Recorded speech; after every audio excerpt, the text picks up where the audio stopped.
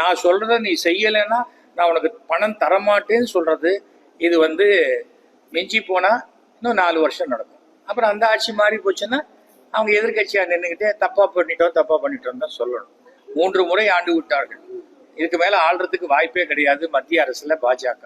So அவர்கள் இப்போவாது தெரிஞ்சுக்கணும்.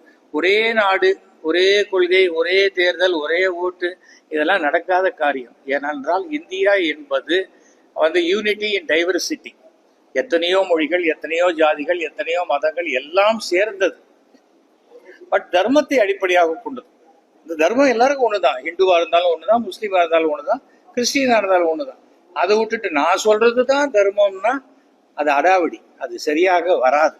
அது சரியான முறையில் நம்முடைய மாண்புமிகு தமிழக முதலமைச்சர் மிக கடுமையாக எதிர்த்து கொண்டிருக்கிறார். அவருக்கு என்னுடைய சப்போர்ட் உண்டு.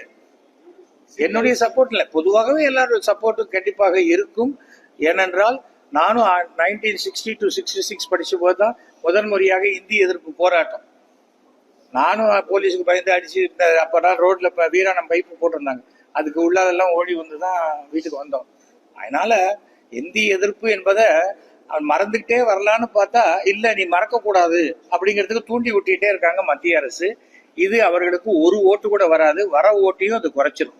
அவ்வளவுதான் சார்.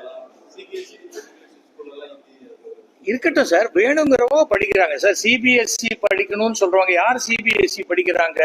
மத்திய அரசினுடைய வேலையில் இருப்பவர்களுடைய மகன்கள், அடிக்கடி டிரான்ஸ்பர் ஆனா எந்த ஸ்டேட்டுக்கு வேணா போகக்கூடியவர்களுடைய குழந்தைகள் தான் சிபிஎஸ்இ படிக்கிறாங்க. அவர்களுக்கு அது தேவைப்படுகிறது. தேவைப்படுறவங்க படிக்கிறாங்க. தேவைப்படுறவங்களை படிக்க கூடாதுன்னு சொல்லவே இல்லையே. நீ நடத்தலாமான்னா அந்த ஸ்கூல்ல வச்சிருக்காங்க, அந்த சிலபஸ் நடத்துறாங்க. பிஜேபி முயற்சிகளையும் நான் செய்வேன். தவறும் இந்த அரசே மதிய உணவு, சத்துணவு, குழந்தைங்களுக்கு மார்னிங் டிஃபனு எல்லாமே எவ்வளவு பிரமாதமா பண்றாங்க. அதை கேலி பண்றவங்களுக்கு அந்த ஸ்டேட்டஸ் தெரியல. ஒருவேளை சாப்பாடு கூட இல்லாத வயலுக்கு போய் உழைச்சே ஆகணும்னு நினைக்கிறவங்க எவ்வளவு பெற்றோர்கள் இருக்கும் பொழுது அந்த குழந்தைகளை நீங்க கவலைப்படாதீங்க, உங்க பசங்களை என் பசங்களா நான் பாத்துக்கிறேன் இன்னைக்கு அப்பான்னு குழந்தைங்க கூப்பிடுறாங்கன்னா அதற்கு தகுதியானவர் தான் மு க ஸ்டாலின் அவர்கள். அதுல எந்த விதமான மாற்று. இதை கேலி பண்றது என்ன வேணா கேலி பண்ணலாம். என் டிராமால கூட நான் நிறைய விஷயங்கள் வலிக்காத அடிச்சுக்கிட்டா வலிக்காத சவுக்கு கோயம்புத்தூர்ல தான் கிடைக்கும். செருப்பு போட்டுக்காத நடப்பேன் அப்படியா, ஆனா ஷூ போட்டுப்பேன் அப்படின்னா இதெல்லாம் பைத்தியக்கார. அண்ணாமலை இருக்கிற வரைக்கும் என்னைக்குமே திமுகவுடைய வெற்றி உறுதி செய்யப்பட்டது தமிழ்நாட்டுல. அதுல எந்த பிரச்சனையுமே கிடையாது. அதனால